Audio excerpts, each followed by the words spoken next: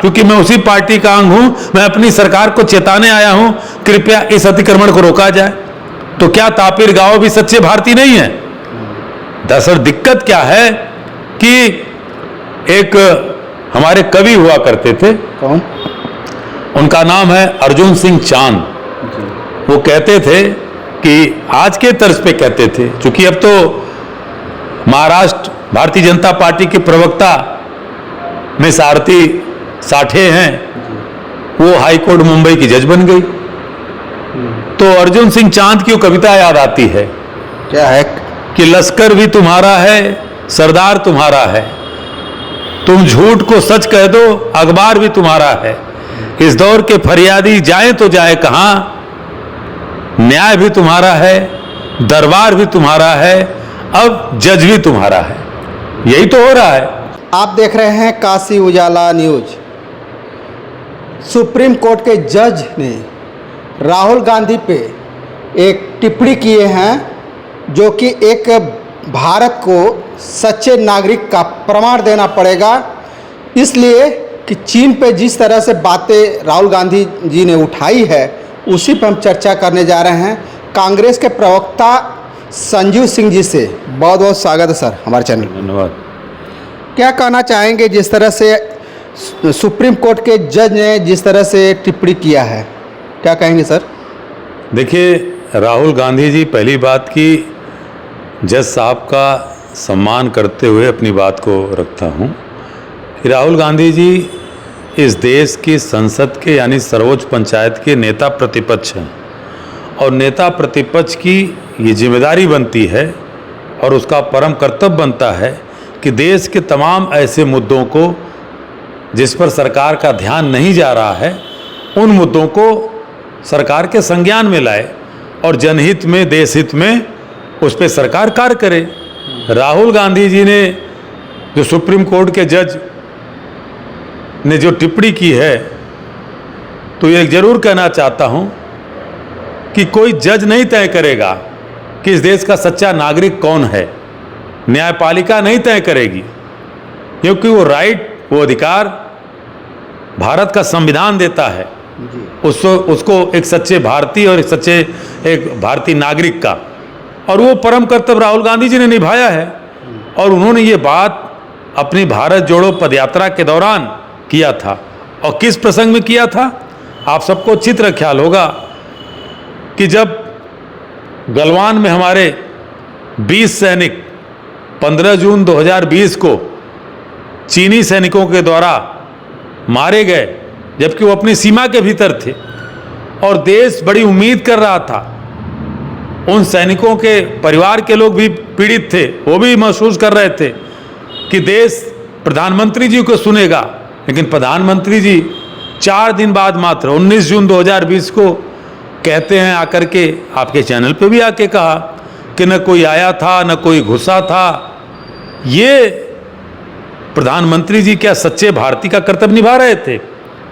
भारत के 20 जवान शहीद हो गए अपनी सीमा पे भारत माता की रक्षा करते हुए, और देश का प्रधानमंत्री चीनी सैनिकों को बोलने के बजाय कहता है कि न कोई आया था न कोई घुसा था। तो जज साहब बताएं कि क्या ये सच्चे भारतीय थे? ये बात राहुल गांधी जी ने उठाई। अच्छा, इसको छोड़ दीजिए, ऐसे तमाम मुद्दे आए। 1962 के बाद सबसे ज़्यादा सीमा को, जो चीन से लगी सीमा है, करीब 2000 वर्ग किलोमीटर चीन ने कब्जा कर रखा है। और ये बात माननीय राहुल गांधी जी नहीं कह रहे हैं, कांग्रेस पार्टी नहीं कर रही है। लेह लद्दाख में लेह के जो वरिष्ठ पुलिस अधिकारी थे, जब देश के पुलिस महानिदेशकों का बैठक हुआ दिल्ली में, तो उन्होंने एक रिपोर्ट प्रस्तुत की। उन्होंने इस रिपोर्ट में कहा कि साहब, हमारे यहाँ 1000 वर्ग किलोमीटर तक, सीमा के भीतर तक चीन ने कब्जा कर रखा है। यहाँ उस पुलिस अधिकारी को क्या कहेंगे? क्या वो सच्चा भारतीय नहीं है? दूसरी तरफ सेना प्रमुख माननीय उपेंद्र द्विवेदी जी ने कहा कि जो हालात अप्रैल 2020 में हमारे थे चीन के साथ, जब नवंबर 2024 में मीटिंग हुई थी, तो उन्होंने कहा कि क्या वो हालात हमारे हो पाएंगे? और वही लेह के पुलिस अधीक्षक ने उस मीटिंग में कहा था कि जो हमारे पास जो 65 वो पॉइंट हैं, उनमें 26 जगहों पे आज भारतीय सैनिक जाकर के गश्त नहीं कर सकते। तो ये कौन लोग थे? क्या ये सारे लोग झूठे हैं? और वो चीन, अभी आपने देखा कि उप सेनाध्यक्ष श्री राहुल आर सिंह ने बयान दिया कि जो अभी ऑपरेशन सिंदूर के दौरान चीन ने पाकिस्तान को लड़ाकू विमान दिए, चीन ने हमारे विमानों को ध्वस्त करने के लिए मिसाइलें दी, उसके पूरे प्रमाण, और यहाँ तक कि हमारे भारतीय सेना के जो लाइव टेलीकास्ट था आक्रमण का, वो चीन उनको दिखा रहा था। ये तो सेना के अधिकारी ने कहा। और सारी बात छोड़ दीजिए, राहुल गांधी जी अगर भारत के सच्चे नागरिक नहीं हैं तो जज महोदय से पूछना चाहता हूं कि भारतीय जनता पार्टी के अरुणाचल प्रदेश का सांसद 2019 के शीतकालीन सत्र में, जिनका नाम है तापिर गाओ, उठा करके जज साहब भी देख लें, भारतीय जनता पार्टी के लोग भी देख लें कि संसद में तापिर गाओ कह रहे हैं कि साहब अरुणाचल प्रदेश में जहां से मैं सांसद चुन के आता हूं 60 से 65 किलोमीटर चीन अंदर आकर के गांव बसा लिया है, और ये बात आज हमारी किसी भी मीडिया में नहीं उठाई जा रही है। इसलिए मैं अपनी सरकार, क्योंकि मैं उसी पार्टी का अंग हूं, मैं अपनी सरकार को चेताने आया हूं, कृपया इस अतिक्रमण को रोका जाए। तो क्या तापिर गाओ भी सच्चे भारतीय नहीं है? दरअसल दिक्कत क्या है कि एक हमारे कवि हुआ करते थे, कौन? उनका नाम है अर्जुन सिंह चांद। वो कहते थे कि आज के तर्ज पे कहते थे, क्योंकि अब तो महाराष्ट्र भारतीय जनता पार्टी के प्रवक्ता में आरती साठे हैं, वो हाई कोर्ट मुंबई की जज बन गई। तो अर्जुन सिंह चांद की वो कविता याद आती है, क्या है? कि लश्कर भी तुम्हारा है, सरदार तुम्हारा है, तुम झूठ को सच कह दो, अखबार भी तुम्हारा है, इस दौर के फरियादी जाए तो जाए कहाँ, न्याय भी तुम्हारा है, दरबार भी तुम्हारा है, अब जज भी तुम्हारा है। यही तो हो रहा है।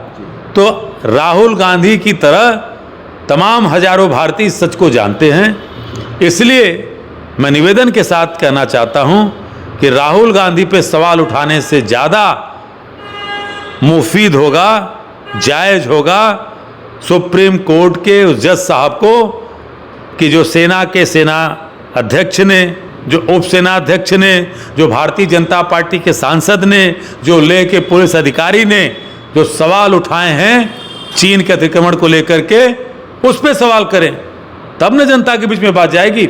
और राहुल गांधी जी इस बात को नहीं कहेंगे, जब संसद में इस बात को नहीं सुना जाएगा, तो ये ग्लोबल विलेज है, पूरी दुनिया, ये ग्लोबल वर्ल्ड है।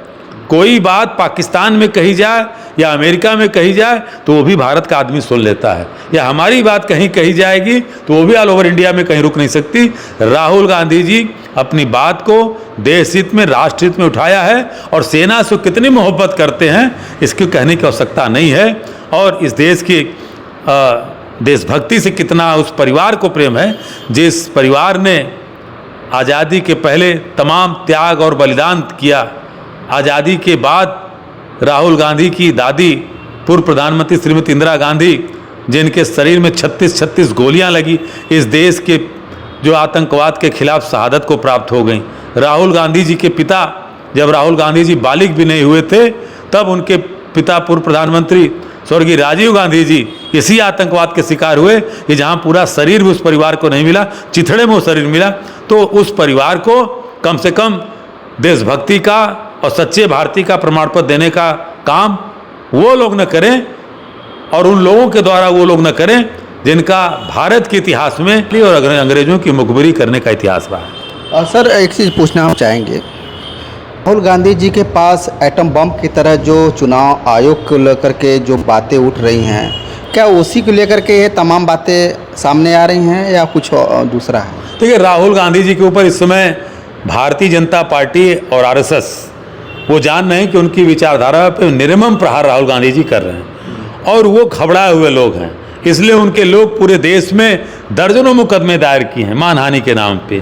तो मान की हानि उस व्यक्ति की होती है उस व्यक्ति की होती है जिसके मान को कोई भी व्यक्ति मतलब कहीं तौल नहीं सकता। और राहुल गांधी जी की मान की हानि क्या होगी?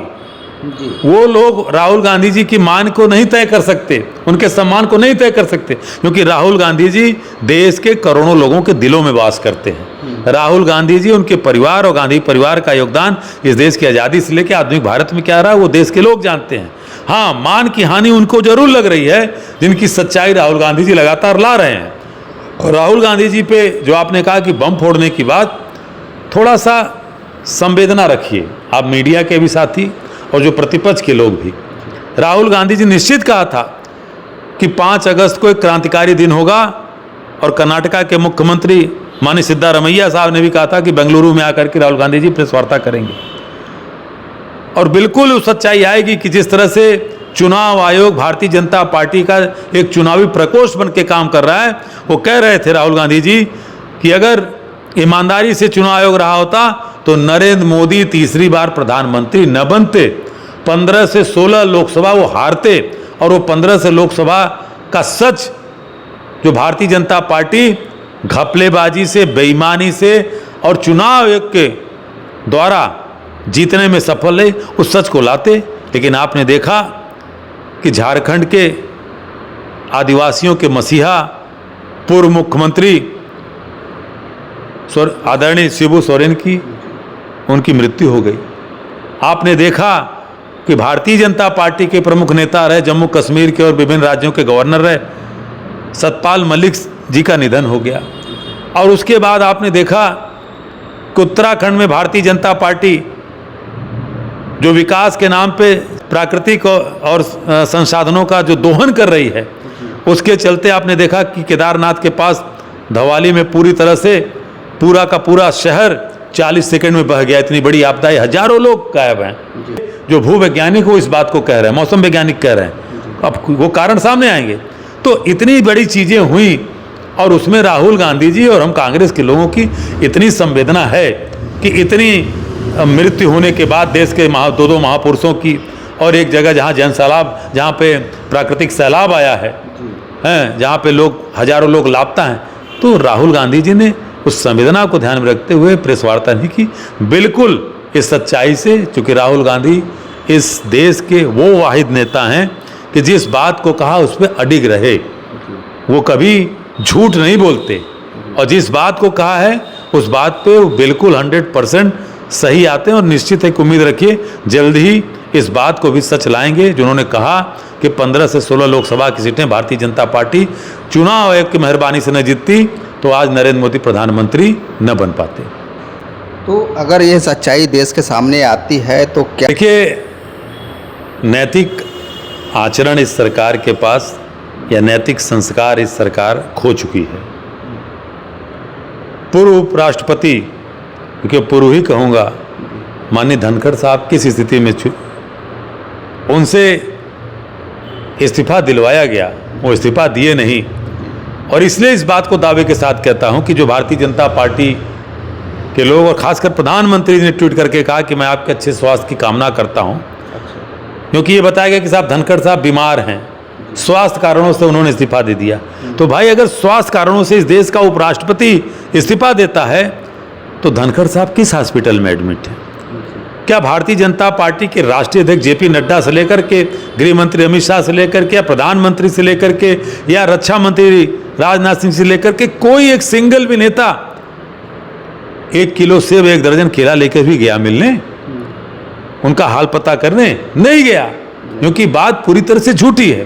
तो इसीलिए कहता हूं कि जिन लोगों का राजनीति में नैतिक आचरण मर चुका है, खत्म हो चुका है, ऐसे लोगों से उम्मीद करना कि राहुल गांधी सच को सामने ला देंगे तो इनके ऊपर कोई फर्क नहीं पड़ने वाला। हाँ, राहुल गांधी इस बात को इसलिए ला रहे हैं कि जो उनके सहयोगी दल हैं, जो बैसाखियों के रूप में काम कर रहे हैं, क्योंकि इन्होंने तो नारा दिया था कि अब की बार 400 पार, अजंता ने 200 पार पे हार लिख दी।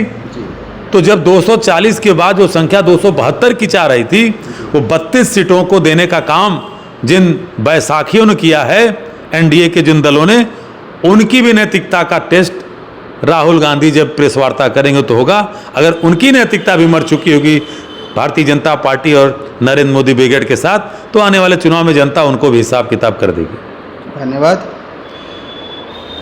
अभी बातें हो रही थी कांग्रेस पार्टी के प्रवक्ता संजीव सिंह जी से। आप इनके बातों से कितना सहमत हैं, हमें कमेंट बॉक्स पे लिखकर ज़रूर भेजिएगा। ज़्यादा से ज़्यादा इस वीडियो को शेयर कीजिए, सब्सक्राइब कीजिए। फिर मिलेंगे नए वीडियो के साथ, तब तक के लिए नमस्कार।